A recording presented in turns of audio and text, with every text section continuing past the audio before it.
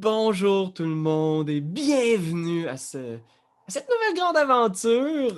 On va se lancer dans une petite campagne de Call of Cthulhu, l'appel de Cthulhu, un jeu d'enquête et d'horreur cosmique dans l'univers de H.P. Lovecraft. Mais là, c'est pas n'importe quel Call of Cthulhu, on est dans un setting, un univers de campagne allemand en 1922, Pierre-Philippe? Oui, je viens d'aller vérifier. 1922, les belles années de l'Allemagne, de Berlin. Alors, notre histoire, bien sûr, c'est un campaign setting qui est disponible, que vous pouvez acheter, qui nous a été gracieusement prêté, qui nous a été donné pour justement pouvoir explorer cet univers-là. Fait que, il y a quelques petits spoilers si vous voulez le jouer comme joueur. Il y a peut-être quelques petites révélations de l'histoire qu'on va faire.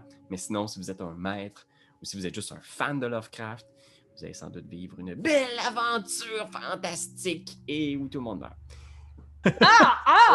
Yes! À part en beauté, ça? Parce qu'on va sûrement devenir des fantômes.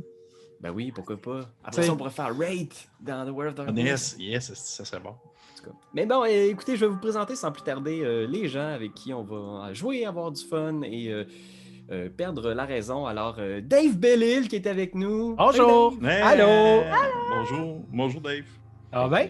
Ben oui, ça va toi, en Ben forme? oui, ça va super bien. Alors, en forme, c'est relatif, mais oui.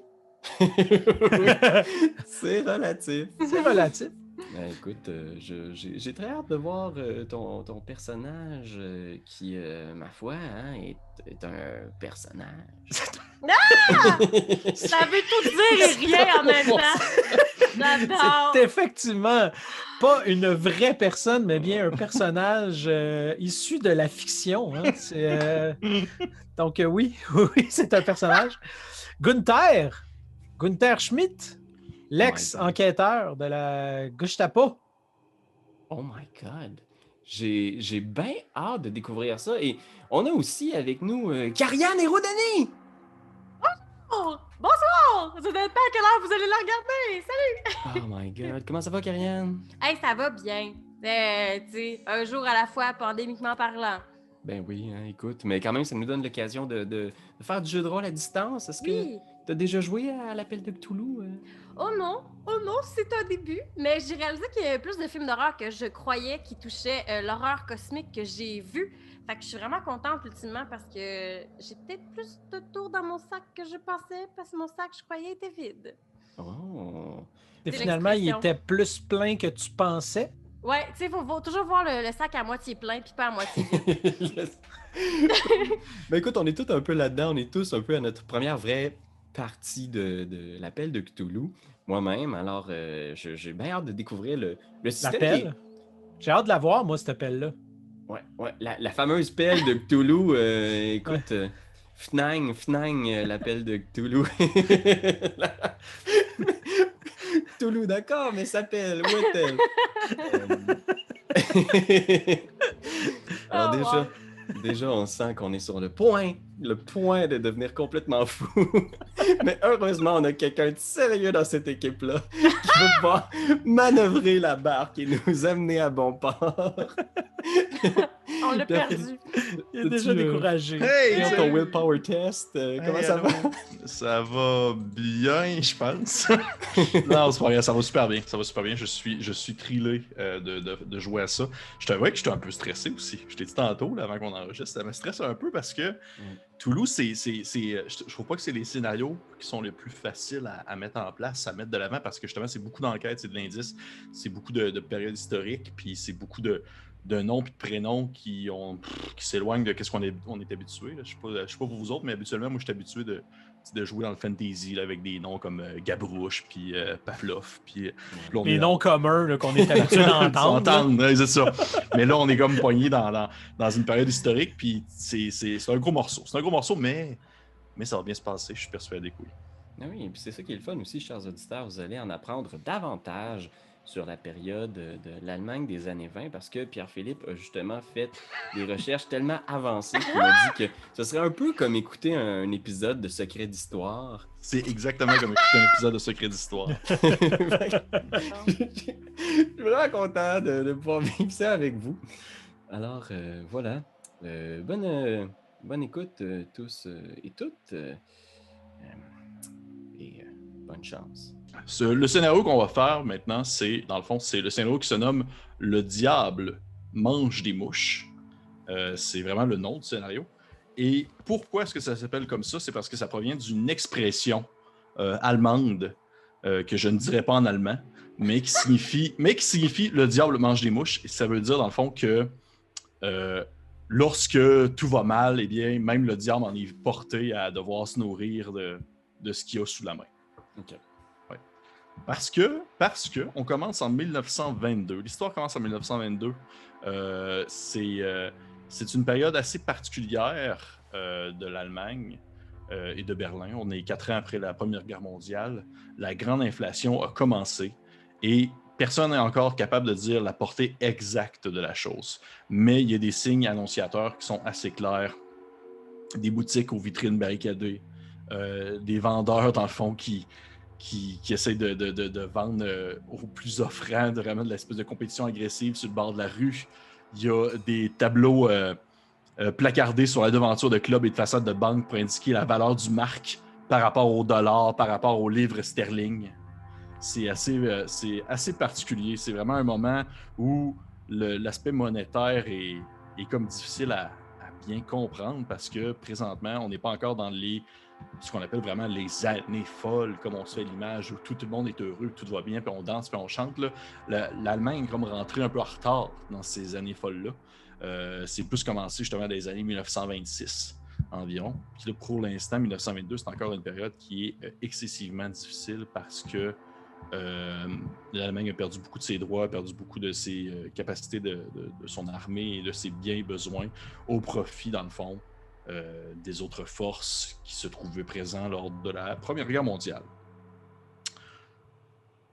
Au moment où on commence la partie, nous sommes le mercredi 21 juin 1922.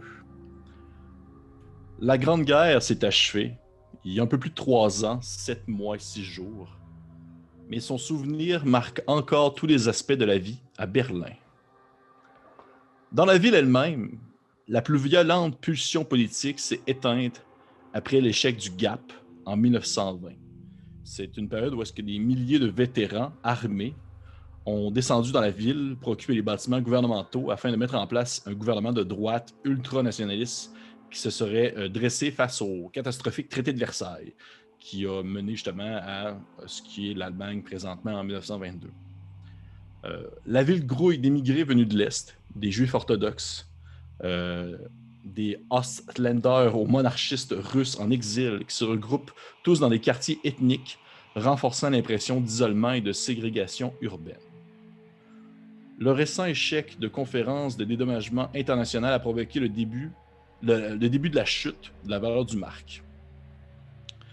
Il y a 2 mois, le ministre des Affaires étrangères, Walter Rathenau, héritier du géant de l'industrie AEG et visionnaire reconnu de tous, a fait naître une lumière d'espoir pour nombre d'Allemands.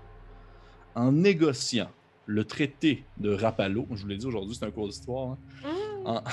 En ratifiant le traité de Rapallo, il s'est assuré que l'Allemagne ne doit aucun dédommagement à l'Union soviétique qui s'est récemment formée sur les vestiges de la Russie impériale. En retour, l'Allemagne a été le premier pays à reconnaître officiellement le gouvernement bolchevique, choquant à la fois les alliés de l'Ouest et les factions anticommunistes et monarchistes locales. Beaucoup s'inquiètent désormais que Rathenau n'ait ouvert la porte à un renversement bolchevique du gouvernement et s'interrogent sur les véritables loyautés du ministre, des soupçons qu'exacerbe ses origines juives et son cursus d'industriel. Parce que oui, on va aborder on dirait que c'est le genre de prémisse que j'aurais voulu dire d'avance, mais veux pas, dans le contexte dans lequel on va jouer, on aborde des thématiques qui peuvent être assez, je pense, difficiles pour certaines personnes, que ce soit des thématiques sexuelle, un certain racisme aussi et autre chose de ce genre-là. Fait que je préfère tout de même le dire d'avance pour les personnes qui vont écouter la partie qu'on fait présentement. C'est une période difficile qu'on revisite. Qu'on en revisite. Plus, il y a des monstres. En plus, il y a des monstres. En plus, c'est comme si c'était pas suffisant qu'il y ait des nazis. Ouais, exactement. Donc, parfait. Est-ce que pour l'instant, vous avez des questions? L'examen final va porter sur la première partie. Le traité de Ropalo, là. Comment? Oui. La date exacte! Mais le pire, c'est que tout de même, le traité de Rapallo, c'est un événement qui est important dans le contexte qu'on va jouer parce que ça s'est déroulé il y a très récemment et c'est, on va dire, ce qui se jase le plus présentement en ville. Ok, parfait. Parfait. On va commencer ça comme ça. C'est l'heure du déjeuner. Comme j'ai dit, on est le 22 juin 1922. C'est ce que j'ai dit tantôt? Ouais. 21 juin! 21, excusez-moi, 21. 21 juin 1922. C'est l'heure du déjeuner et vous trois, qui vous connaissez peut-être de vue, peut-être même que vous avez déjà eu affaire ensemble à différents moments. C'est le genre de choses que vous allez pouvoir mettre de l'avant au besoin dans les prochaines minutes. Mais vous êtes tous au même endroit. Vous êtes rassemblés à un endroit qui se nomme le Romanich Café de l'Auguste Victoria Platz. C'est situé présentement dans le Kudamm. Kudamm qui est comme un secteur de Berlin, qui est comme un secteur assez pauvre encore pour l'instant. C'est un secteur qui prend de l'ampleur dans les prochaines années, mais c'est un secteur qui, pour l'instant, 1922, c'est un endroit où les gens en arrachent. C'est un endroit qui est très de gauche en général aussi. Beaucoup d'émigrés, beaucoup d'immigrants, beaucoup de communistes dans les environs. Et vous êtes tous assis présentement dans ce petit café en train de... Ou du moins, soit vous êtes assis ou soit vous êtes en train de servir. Parce que je crois qu'il y a quelqu'un d'entre vous qui n'est pas présentement assis en train de profiter du moment, mais plutôt en train de sortir les assiettes et changer de café. Et vous êtes sur la terrasse extérieure. Qu'est-ce qu'on peut voir? C'est qui ces personnages-là qui sont assis présentement au café, à des tables différentes, en train de mind your own business? Ouais, je pense que il y a ce jeune homme-là qui est assis à un café, qui doit avoir la jeune vingtaine. Donc très jeune, et en plus, il a un visage un peu chérubin, là, un baby face, cheveux blonds, un canotier noir, un veston qui est fait sur mesure, assurément, des fabriques nobles. Il est assis là, mais il a une petite face quand même un peu fatiguée. Et bien que ce soit l'heure du déjeuner, il y a un verre de vin à la table, puis il mange ça avec ses œufs et sa saucisse.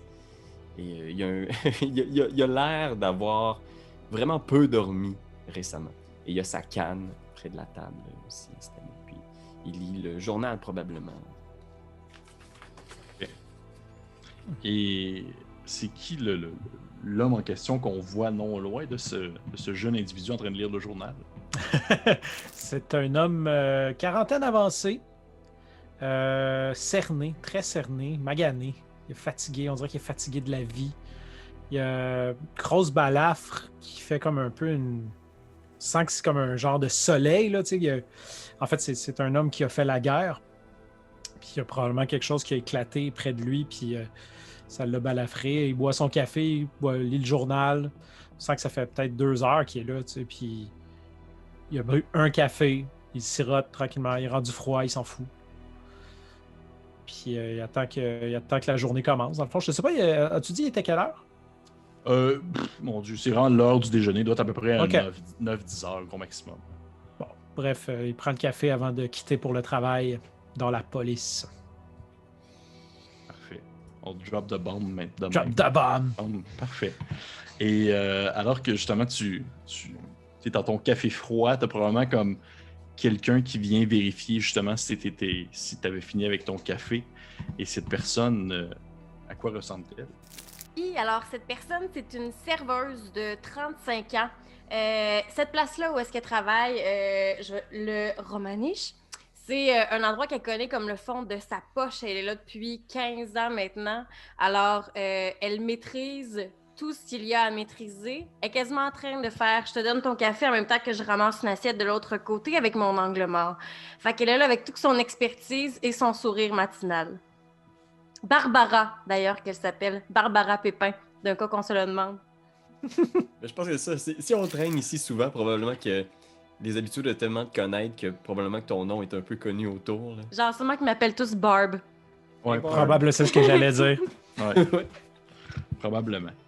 Donc, vous êtes, vous trois, assis à ce café-là ou en train de souvent de servir, alors que non loin de vous, vous êtes sur... Même si c'est la journée, même si on est vraiment au début, c'est l'heure du déjeuner, vous apercevez dans le fond tout de même la foule habituelle d'acheteurs et de touristes qui se promènent un peu aux alentours. Beaucoup de gens qui proviennent de tous les horizons, qui pour eux, certains, c'est le début de la journée, pour d'autres, c'est la fin de la journée, dans le sens que vous voyez que c'est aussi ce qu'on nomme des T-girls, qui est en fond un des nombreux véritables groupes de prostituées qui, dans le fond, habitaient à Berlin dans ces années-là, qui sont en train de faire leur commerce habituel sur le bord d'une des rues. Malgré le fait que vous êtes, on va dire, en train de prendre justement ce petit repas assez copieux, vous en êtes quand même surpris, pas surpris, mais du moins concerné par le fait que vous apercevez au loin les trois, ou même pas juste vous trois, toutes les personnes qui sont présentement assis à ce petit café, un groupe d'individus vêtus, on va dire plus en espèce de, pas militaire, mais un peu comme des chaînes, des espèces de costumes un peu plus de mécaniciens sérieux, avec une espèce des petites calottes militaires aussi également, qui semblent se promener un peu dans les environs. Puis définitivement, sont tous un peu du même profil. C'est tous des jeunes hommes, sauf peut-être un ou deux qui doivent être à un âge un peu plus avancé. Mais sinon, c'est tous des jeunes hommes vraiment habillés de gris, qui ont toute une petite coupe militaire assez courte. Et il y en a qui abordent justement des petites médailles militaires accrochées sur eux. Il y en a peut-être un ou deux qui ont des cicatrices aussi apparentes. Et cette espèce de petit regroupement-là semble, on va dire, tourner autour du café sans vraiment avoir un objectif clair en tête, ou du moins une vision vraiment précise. Ils ne sont pas en train de regarder quelqu'un ni rien de ça. Ils font vraiment comme seulement vaquer dans les environs. Peut-être que ça donne l'impression justement qu'ils cherchent de la compagnie auprès des T-girls ou autres, mais pas vraiment. Et probablement que... Oui. Excuse-moi, est-ce que moi je reconnais un quelconque uniforme militaire que j'aurais pu voir dans le passé? Ou... Tu peux me faire un jet de connaissance. Déjà un jet? Yes! Ta connaissance, c'est quoi ça? Ça serait... Je vais voir. Ta feuille, est-tu en anglais ou en français? En anglais. Ah, c'est-tu éducation? Ça va être... Fais-moi un jet d'éducation. Ok, c'est une très très bonne réussite, c'est ça? J'ai 12 sur 60. C'est une très très bonne réussite, effectivement. Tu vois que c'est dans les... je dirais les... Il y en a définitivement dans ces gens-là qui portent on va dire des médailles militaires qui ne devaient pas leur appartenir, mais qui devaient appartenir probablement à leur père ou leur grand-père, parce qu'il y en a là-dedans que ça remonte à des opérations militaires qui remontent plus loin que la Première Guerre mondiale, mais qui ont toujours été associées très proches à l'Allemagne. Par contre, tu vois qu'il y a un insigne qui revient vraiment souvent, et c'est une espèce c'est un petit insigne en étain qui représente un bateau viking fendant les flots et surmonté dans le fond du nom. Il est marqué Erhard, dans le fond E-H-R-A-R-D-T.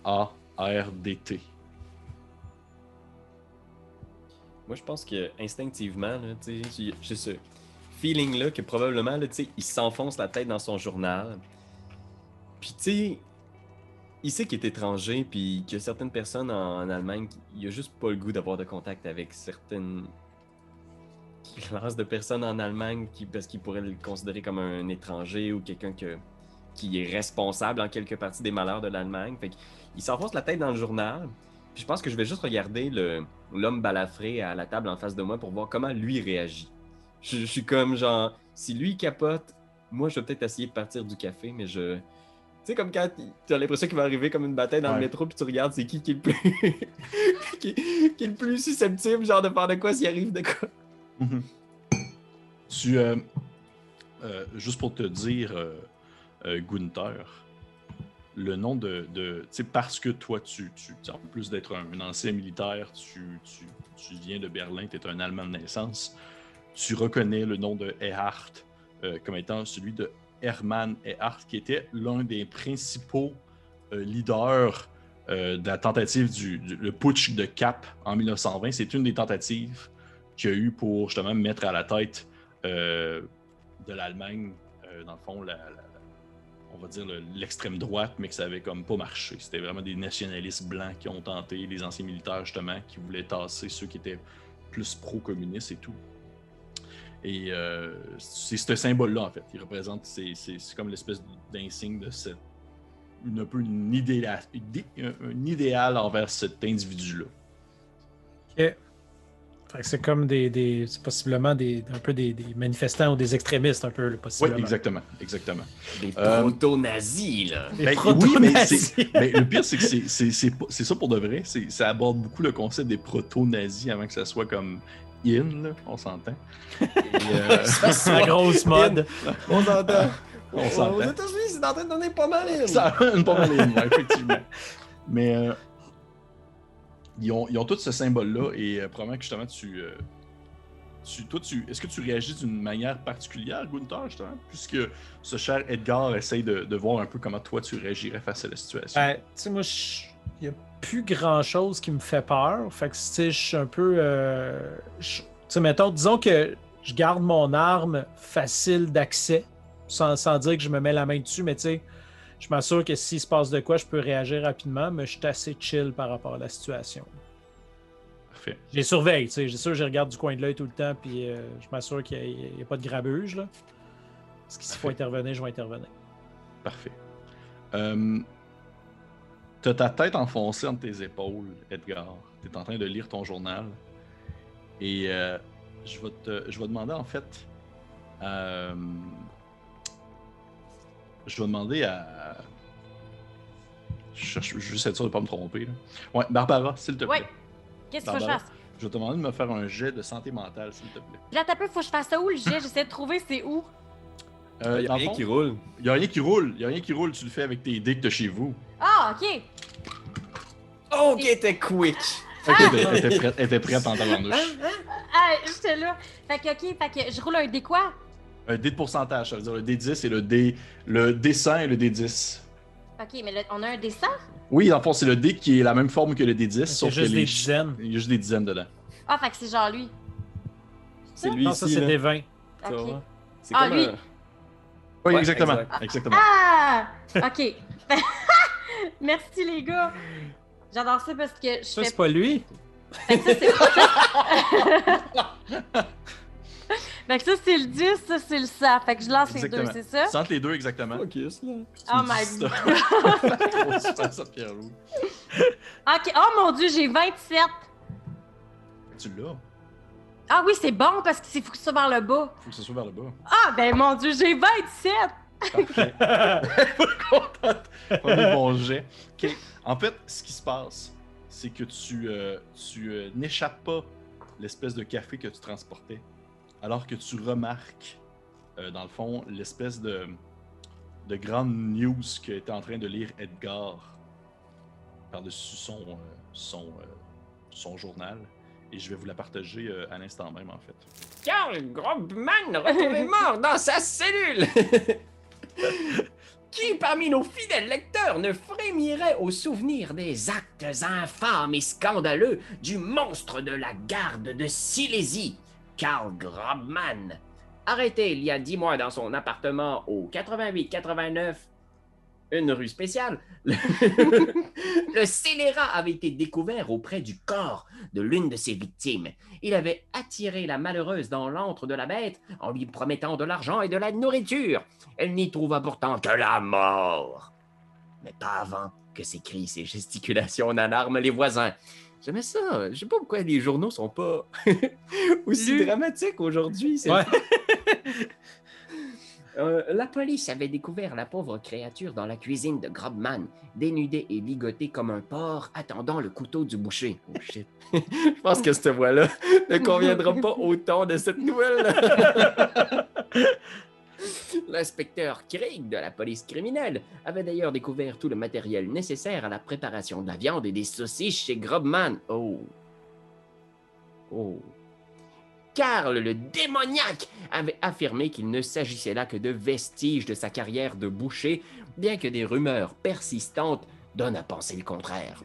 Ses voisins se rappellent en effet que pendant la famine de 1917-1918, Grobman semblait s'en sortir comme un charme et vendait des saucisses maison à la gare de Silésie. Et à l'époque, on se demandait où il pouvait bien trouver la viande nécessaire. Mais aujourd'hui, on ne peut que frissonner et imaginer le pire. L'inspecteur Craig découvrit sur place des taches de sang qui permirent à la cour d'accuser Grobman de 2 autres meurtres à caractère sexuel. Le pervers qui avait passé 14 ans en prison avant la guerre pour s'être livré à des actes illicites avec des enfants a été jugé il y a 4 jours. Aujourd'hui, le juge s'apprêtait à le déclarer coupable de 3 meurtres, mais le dépravé a été retrouvé pendu dans sa cellule à l'aide de ses draps ce matin même. Est-ce que je peux, en tant que Barbara, juste faire c'est le moment de ma pause présentement, alors je vais aller dans le local des employés. Je reviens, ce sera pas très long. Thérèse, prends le relais, d'accord? J'imagine qu'elle se sent pas bien parce qu'elle s'est rendue compte que c'était le journal du lendemain. Exactement, ouais. C'était le journal du 22. C'est bizarre, hein? Je sais pas pourquoi. Fait que c'est sans doute moi qui ai pris la mauvaise note. Ça se pourrait. Fait que, je pars rapidement avec mes mains comme ça, en gardant un petit peu de professionnalisme, mais je m'en vais me cacher dans la chambre des employés pour vivre des émotions, même si j'étais capable de me contenir avec mon café tantôt. Probablement que tu la vois partir très rapidement, Eddie, alors que justement, probablement qu'elle venait tout juste d'enlever la tasse qui était devant toi. Et tu étais justement en train de lire cette nouvelle-là. Probablement que toi aussi, tu l'as vu si tu lisais le journal Gunther, et que tu te rappelles très bien d'avoir été, dans le fond, pas utilisé, mais d'avoir été, dans le fond, envoyé sur le terrain dans certaines situations qu'il fallait, dans le fond, aller chercher soit des corps ou des personnes qui avaient été retrouvées mortes dans le contexte dans le fond, des meurtres de Grobman. Mm-hmm. Mais t'étais pas comme affilié à l'enquête principale en tant que telle. OK. Mais tu te souviens d'avoir déjà eu affaire à ça, tu te souviens des différents policiers, dans le fond, au commissariat, qui avaient comme la tête comme ça, là, les mains dans les cheveux en train de regarder genre des photos horribles, puis qui étaient comme genre d'où Jésus, qu'est-ce qui se passe? Ouais. Je sais pas même si... Tu sais, je suis quand même un people person, puis sans doute que, tu sais, ça fait un petit bout de temps que je déjeune ici, puis peut-être que j'ai entendu des trucs, peut-être que j'ai entendu parler un peu de Gunther, je sais pas si... Je pourrais lui lancer comme en essayant d'alléger un peu l'atmosphère, là. Je suis comme genre, c'est un matin tough, là, en faisant comme... Vous êtes pas policier, vous, ou détective, quelque chose comme ça? Vous? Ouais. Un ancien détective. Mais tu sais, je l'écoute plus ou moins parce que je check quand même les dudes qui se promènent sur la rue puis qui m'énervent, là, tu sais. Mm-hmm. Ouais. Et alors? L'affaire Grobman, c'était... C'était dégueulasse. Ouais, c'est ça. Désolé. Puis là, je suis en train de manger de la saucisse, mais probablement genre que j'arrête à l'instant même, tu sais, puis que je fais juste... Manger de la saucisse! Ouais. Oui, Probablement qu'il y a un zoom de caméra sur toi en gros HD qui coupe la saucisse. Là. Avec du jus de sanguinolent. Avec le tu jus sais. sanglant qui coule. Là. Je vais juste repousser l'assiette en faisant... Qu'est-ce que vous en pensez de l'affaire? Est-ce que vous avez lu un peu la nouvelle? Ouais. Ce pervers-là a sa place derrière les barreaux.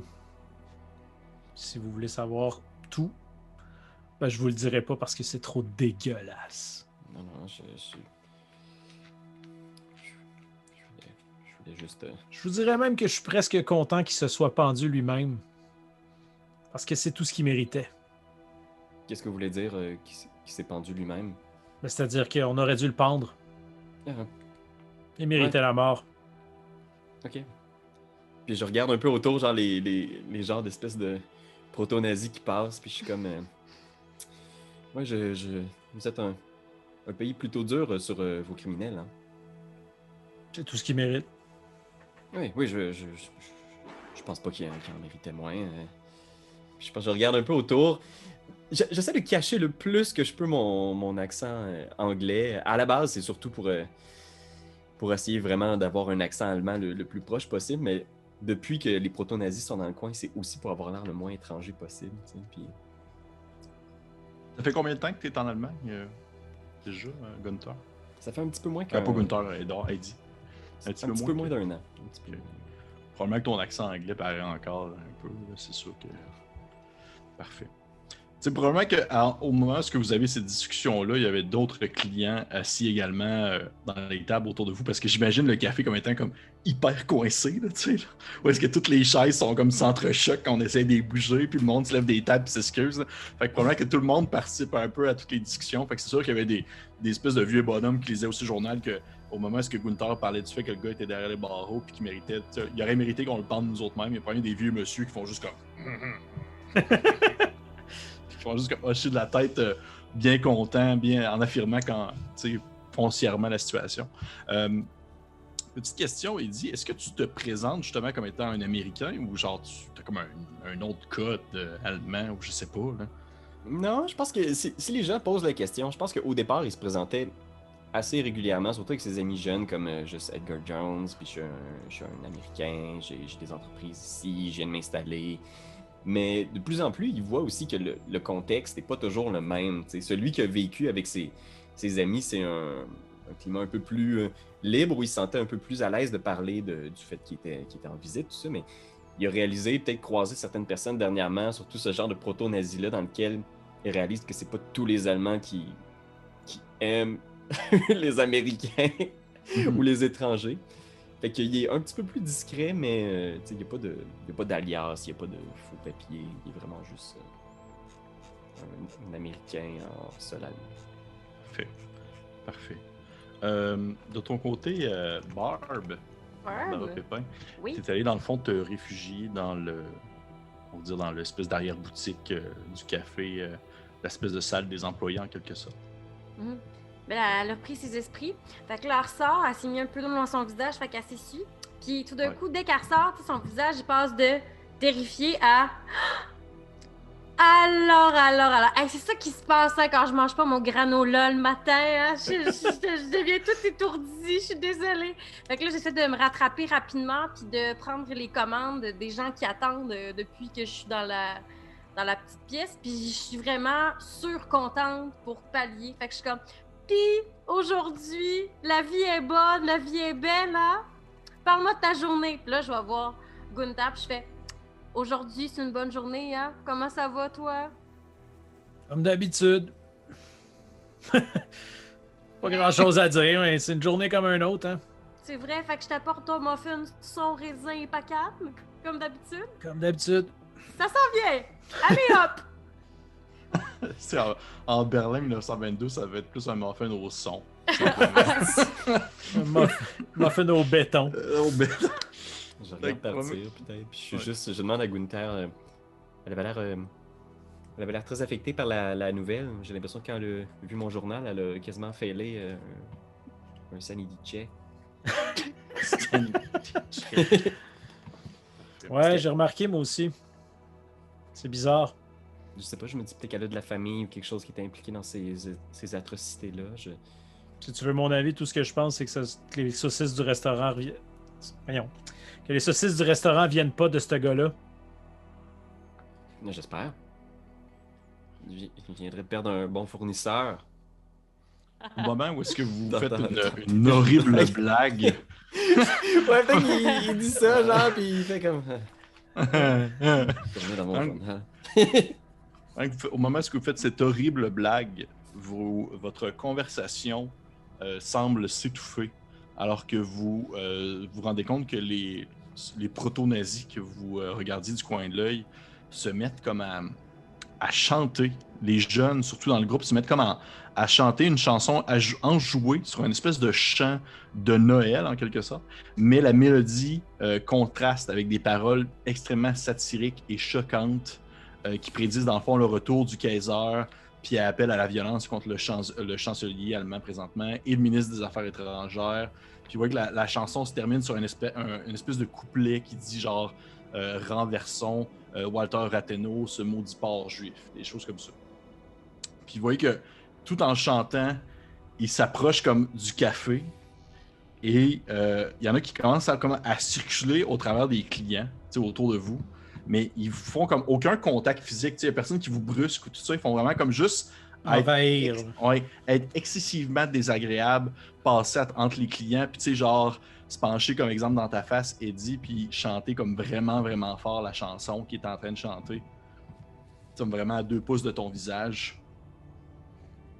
Je pense que c'est ça, là. Je pense que Edgar, en ce moment, il est vraiment dans... Tu sais, il fixe les lettres de son journal sans les lire, puis il essaye d'être comme déconnecté du moment, là, tu sais. Mais il est vraiment visiblement mal à l'aise. Vraiment pas bien, ok. Il est vraiment pas. Moi, je me lève, je vais attraper le gars qui est en train de le harceler par le collet, puis je dis, ok, petit gars, là, c'est fini, va-t'en, là. C'est fini. Ok. Tu fais ça. Ok. Est-ce que ton but, c'est de, on va dire, calmer la tension ou de l'intimider pour qu'il s'en aille? Ah, c'est plus calmer la chose, de faire comme, ok, là, les gars, arrêtez. Ok. Ok. Je vais juste regarder quelque chose. T'as combien de points de vie? Non, c'est pas vrai. C'est le même que ça y va. C'était le fun de jouer avec toi, Dave. Ouais. Cool, bonne soirée. Bonne soirée. Non, je vais te demander de me faire, s'il te plaît, un petit jet d'apparence. Un jet d'apparence. En haut, complètement, c'était dans tes caractéristiques.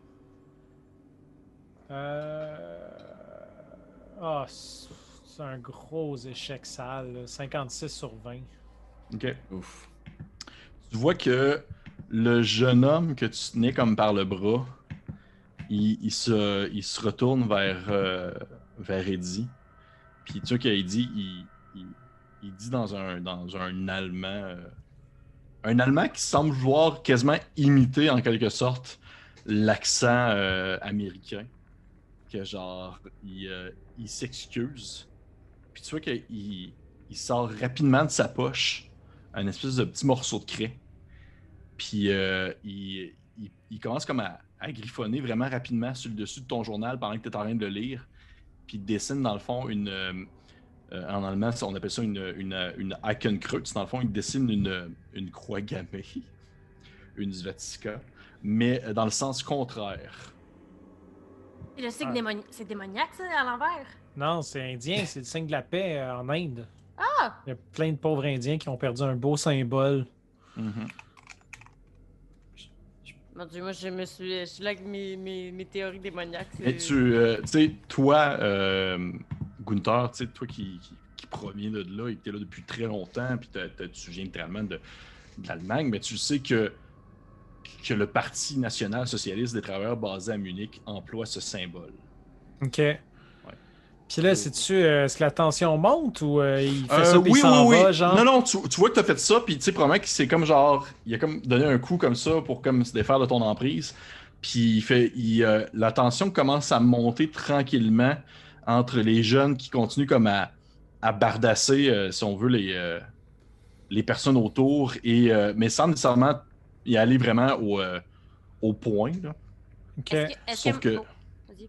Sauf que ça y va vraiment comme aux insultes et dans le fond, à la on va dire, c'est ça, aux insultes et au mépris. Je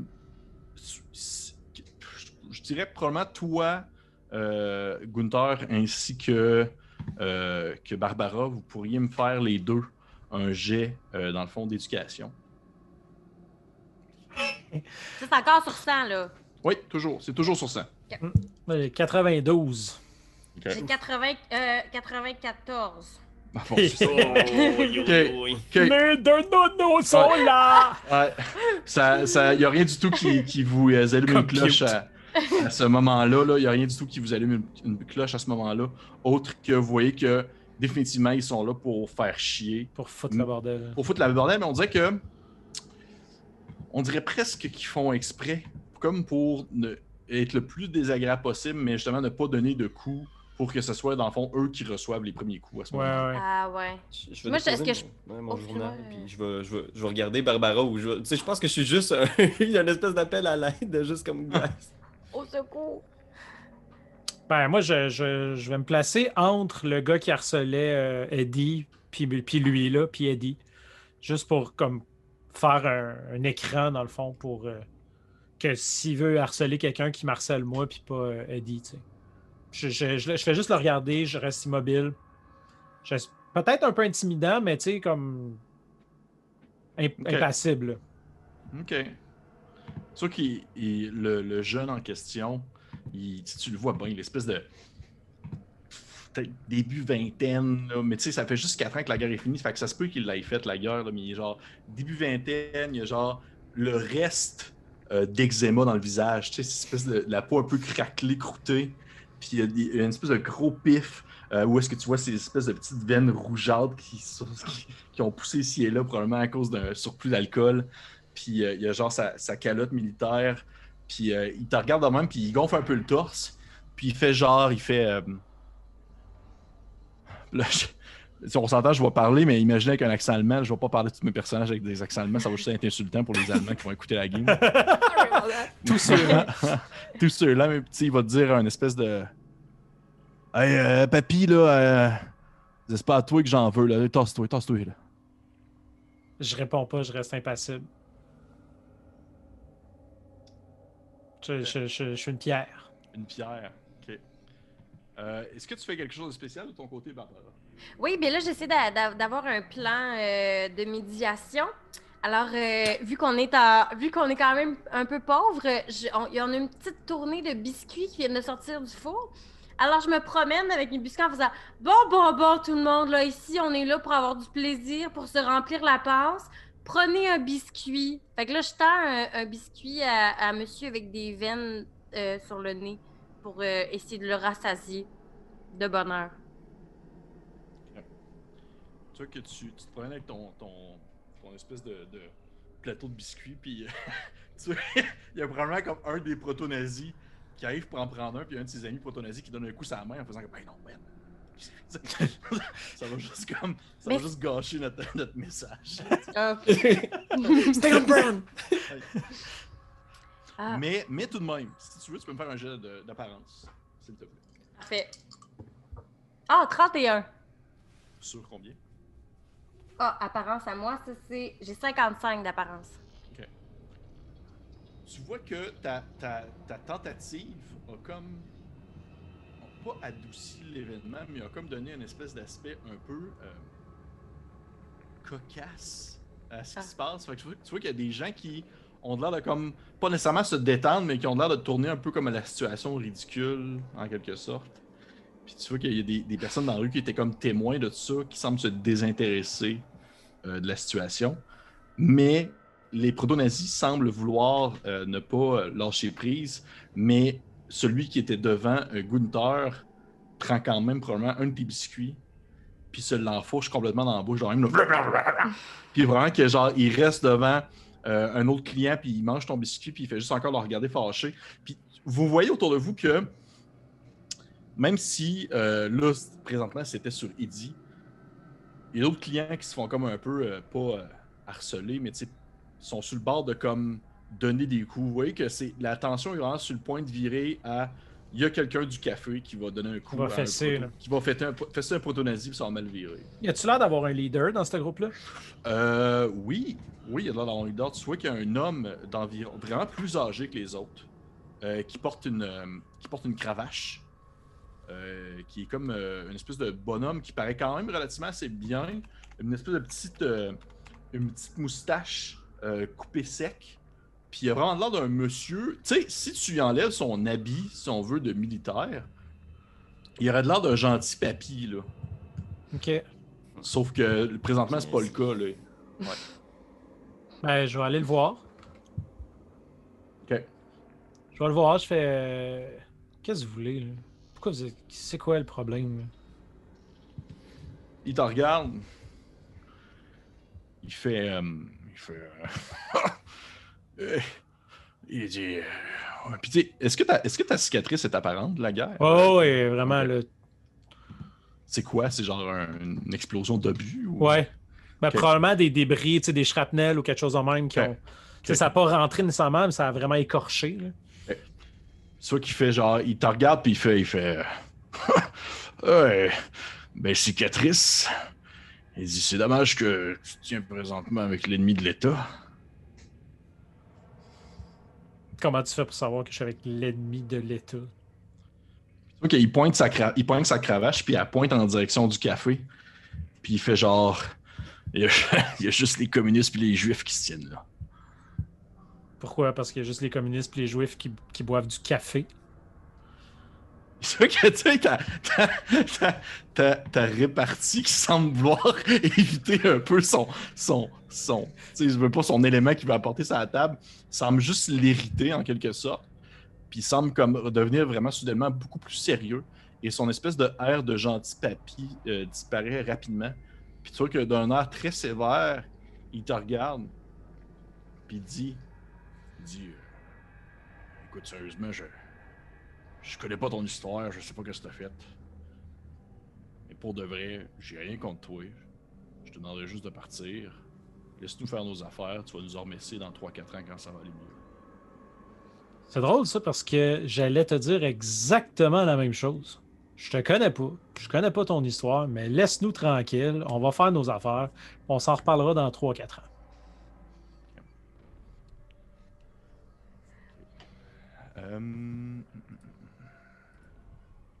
Tu vois qu'il il pogne sa calotte, il se l'enlève. Tu vois qu'il est coupé court au carré aussi, vraiment une petite coupe militaire. Il se la met en dessous du bras. Puis il fait moi, ça me dérange pas, mais c'est pas à moi, il faut que tu dises ça, c'est à eux autres. Puis tu vois que, tu sais, au moment où il te dit ça, t'entends vraiment comme une espèce de classique, genre bruit de vaisselle qui shake un peu. Mhm. Ça Puis commence là, à brasser. Ouais, puis t'entends une espèce de coup lâché. Puis probablement que les personnes qui sont au café, voyons, Barbara puis Eddie, vous voyez dans le fond un vieux bonhomme allemand qui était comme pas mal un peu tanné de se faire crier après, qui a comme donné un coup de poing peut-être un peu mou à un des proto-nazis. Puis là, ça commence vraiment. Tu vois qu'il y a du monde qui commence à se lever de bout, puis il y a des gens qui sont pas sur le bord de péter des bouteilles de bière sur le bord d'un comptoir, mais ça commence à se pogner au collet, puis à comme se pousser en direction de la sortie du café. C'est l'espèce de contour du café. Est-ce que pendant ce temps-là, on peut m'entendre nommer toutes les personnes que je nomme en faisant Stan, Hugo, non, t'es tout droppé tout le long en faisant on se calme. Fait que là, je fais juste essayer d'interpeller tout le monde en disant tous les noms inimaginables sans aucun résultat. OK. Tu vois que ta voix semble porter quand même assez bien. Les gens se mettent à se crier après. Il y a du monde qui se gueule en allemand après. Tu vois qu'il y a du monde qui se gueule en russe après, parce qu'il y a beaucoup de Russes aussi qui est à votre café. Et au-delà de tout ce cohue-là, il y a une voix. T'entends une voix qui sort du lot. Dans le fond, qui semble vraiment comme prendre, pas vraiment le dessus sur les autres, mais qui réussit à percer l'espèce de voix, l'espèce de cohue dominante, et qui arrive jusqu'à tes oreilles. Puis c'est une voix que tu reconnais, qui sonne vraiment, qui te fait comme probablement presque échapper encore une fois ton paquet de muffins dans tes mains. Puis t'entends une voix qui dit « C'est que j'avais pas dû te manquer. »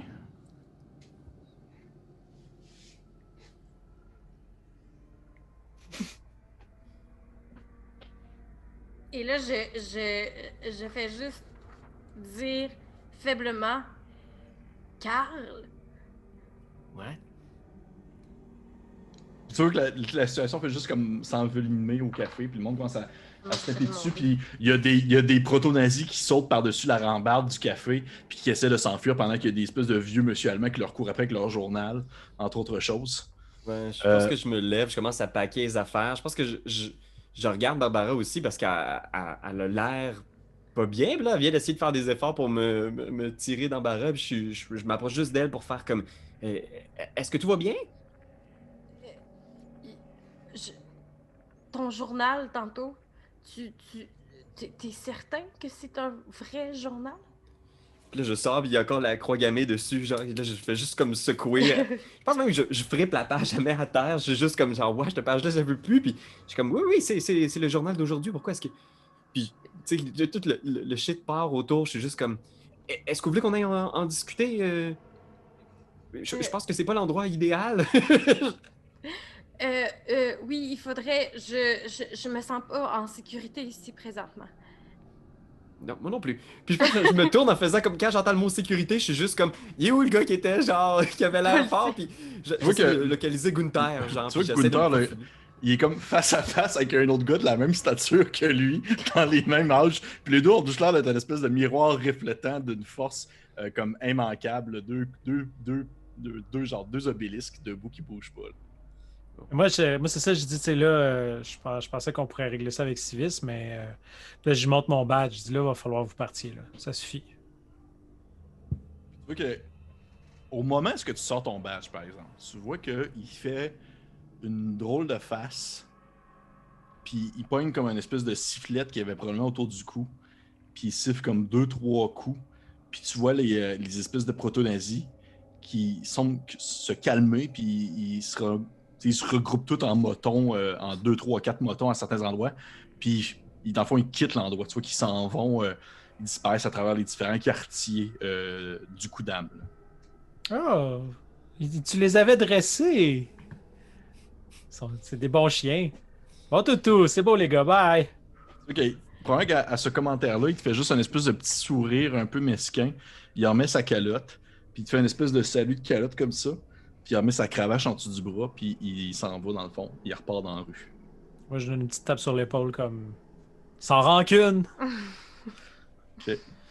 Il lui donne une tape dans la face, puis là, ça dérape. Il sort son gun.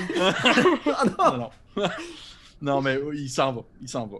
Et vous vous retrouvez à ce moment-ci où est-ce que le café redevient aussi tranquille en termes de proto-nazi qu'il l'était au début, sauf que toutes les tables sont comme renversées, il y a du café partout, de la bouffe partout. Tu vois, tu as probablement ton boss, Barb, qui sort dehors. Il s'appelle genre... on va l'appeler Hans. Hans qui sort dehors, puis il est juste comme genre... il est genre... puis il se met comme à gueuler, une espèce d'allemand un peu fâché, là. Puis, il est vraiment comme en colère, puis il bat des bras, là, comme un comique. Puis il se met comme à genre à essayer de ramasser les tables. Tu sais, tu vois qu'il repogne les tables, puis il replace, mais genre vraiment de manière colérique, ce qui fait en sorte que ça empire quasiment un peu la situation. Genre, mais il pogne les tables, puis il met comme debout, puis il essaie de pogner les affaires, puis il prend un qui te colle à ce moment-là. Il fait genre, hey, la Barbara, viens donc aider, là. Puis tu vois que les autres serveuses aussi commencent à ramasser aussi avec lui. Essayez de donner des biscuits. Moi, c'est ça, je regarde un peu justement dans la cohue, voir est-ce que quelqu'un, tu sais, y a-t-il quelqu'un qui a été roughen up, là, tu sais, y a-t-il quelqu'un qui s'est fait agresser? Est-ce que, tu sais, mettons Barb, que je connais assez bien, qui est ma serveuse habituelle, elle a-tu l'air bien? Ou... Non, elle a de l'air vraiment pas bien. Ok, ben je vais aller la voir faire comme... Ça va? Euh, euh, euh, T'as été sur le cas de Karl Grobman, toi aussi, hein? Non, j'ai pas été là-dessus. Ok, Les boys au poste étaient là, mais moi, j'étais pas là. ok. Est-ce que tu peux vérifier si c'est vrai qu'il est décédé parce que quelque chose me laisse croire que ça se peut qu'il soit pas réellement décédé finalement? Pourquoi? C'est quoi? Ok, Ben, si ça t'es fait- pas à l'aise d'en parler là, on peut en parler à un autre moment donné, là, mais... Non, mais je pense que ça fait assez longtemps qu'on se côtoie pour que je puisse être honnête avec toi. C'est que cet homme-là me fait beaucoup de mal par le passé et je pense qu'il est encore en vie. Mais qu'est-ce qui te fait dire ça? J'ai entendu sa voix. Je pense qu'à Quand- à ce moment-là, genre, il y a comme une espèce de curiosité un peu morbide dans les yeux de Edgar, tu sais. En fait, vous avez entendu sa sa voix. Peut-être que vous avez entendu la voix d'un mort. Et là, à ce moment-là, elle se met à pleurer, là. Genre, cette voix-là, je la reconnaîtrais parmi 1 million de voix. Je vous garantis que je l'ai entendue aujourd'hui. Je l'ai entendue pendant toute la cohue. Elle était là. Il était là. Faut aller voir. Faut aller le retracer. Il doit pas être bien loin, s'il vous plaît. Il faut faire quelque chose. Je fais comme, OK, OK, assis-toi, là. Puis là, tu sais, je fais comme si signe à une serveuse d'amener un café, genre quelque chose. Là. Puis là, on va se calmer, on va jaser pour de vrai parce qu'il est mort. Là. Le médecin légiste a constaté sa mort. Le rapport est sorti, il est mort. Là. Oui, il est possiblement bel et bien mort, peut-être même que que son corps est observable, mais... T'es sûr que c'est pas la voix de quelqu'un d'autre qui ressemble ou... Quand est-ce que t'as entendu cette voix-là? Où t'as entendu cette voix-là? Tantôt dans la mêlée, puis je vous garantis qu'il y a des voix qu'on peut pas oublier. Et après ce qu'il m'a fait, je peux pas oublier sa voix. C'était sa voix. Je vous le garantis. Tu veux dire qu'il aurait été possiblement dans les jeunes qui étaient là? Oui, ben je sais pas si c'était lui ou c'était un client que j'ai pas vu rentrer, mais je vous garantis qu'il était là. Il faut aller le retrouver. Il va continuer à faire du mal si on l'arrête pas. OK, écoutez, gardez votre calme. Il n'est pas impossible qu'il y ait une explication à ce que vous avez entendu. Évidemment. Oui, absolument, mais n'écartons pas tout de suite la possibilité aussi qu'il s'agisse bel et bien de la voix peut-être d'un mort. Puis, attendez. Premièrement, j'aimerais vous remercier tous les deux d'avoir pris ma défense pendant cette petite rixe. J'avoue que j'étais un peu dans l'impasse. Je veux dire, si j'avais dénoncé mon accent américain, j'aurais probablement été probablement rossé par ces méchants proto-nazis. Est-ce que c'est bien comme ça que vous les appelez, des proto-nazis? On les appelle ils ont toutes sortes de noms. Les nazes. Chiens, les nazes. Les nazes. Très bien. J'essaie de... Les merdes. Les fiontes. Toi, quand vous dites des mots vulgaires, là, il est tout de suite un peu genre rebuté. Là, il est comme genre... Oh là là. Vous en dites des drôles de choses, vous, les Allemands. Genre, c'est pas des mots que j'avais appris en allemand, ça. Écoutez, j'aimerais ça vous remercier pour votre bravoure aujourd'hui. Si vous voulez, je vous invite à prendre un verre à l'appartement. Je serais intéressé d'en apprendre davantage sur ce que vous avez entendu. Je peux peut-être même vous aider. Je m'intéresse aux questions de la sorte par rapport aux morts, aux vivants. Et puis je pense qu'il constate le sourire sur le visage de Gunther, puis il est comme... Je sais que ça peut sembler peut-être un petit peu ésotérique comme ça, ce que je vous balance, mais venez si vous souhaitez, Gunther, aussi. Je pourrais aussi vous présenter des faits intéressants, des articles intéressants sur des faits que la mort n'est peut-être pas l'ultime frontière. Ah, des livres de magie? Intéressant. Bah, moi, s'il y a un verre d'impliqué, je suis partant. Très bien. Eh bien, écoutez, chez moi ce soir, puis là, je leur donne peut-être naïvement mon adresse là, dans Friedrichstad. Je leur laisse mon adresse là, d'un appartement dans un quartier un peu hip. Puis je fais comme... merci encore. Puis je pense que je relève une table, tu sais, mais genre, je dépoussière. Là, je fais un effort minime pour faire comme j'ai fait de quoi pour aider, tu sais. Puis je suis comme... c'est un plaisir de faire votre connaissance. Gunther, c'est ça? Mm-hmm. Ouais, Gunther Schmidt. Edgar Jones. Enchanté. Puis prenez soin de vous, Barbara. Faites attention. Oui, je vais aller prendre une grande douche bien chaude. Je pense que ça va me faire du bien. Puis je pense qu'il se retourne une dernière fois en faisant... Et si vous entendez quelque chose, quoi que ce soit, c'est peut-être même votre imagination, laissez-vous ouverte à tous les possibles. Prenez des notes. Il va revenir! Je ne dis pas que Non, c'est... il peut pas revenir, il est mort. Mais là, je suis vraiment confuse, là! Je vais juste vous le dire. Je fais juste dire, soyez très attentive. Soyez à l'écoute. Bah, moi, si je comprends bien, là, au pire, il peut te parler, mais il est mort. Ça, je te garantis qu'il est mort. Oui, mais il me menace dans ses paroles. Même s'il est mort, ça peut me faire peur quand même. J'hoche la tête vraiment très sinistre et je rajoute absolument rien d'autre. Puis je suis juste comme... Ah, Puis je m'en ok. Ah, bye. Merci pour ton aide. Puis je reviens, puis j'avais oublié ma canne, puis je reprends ma canne. Mais ça marche.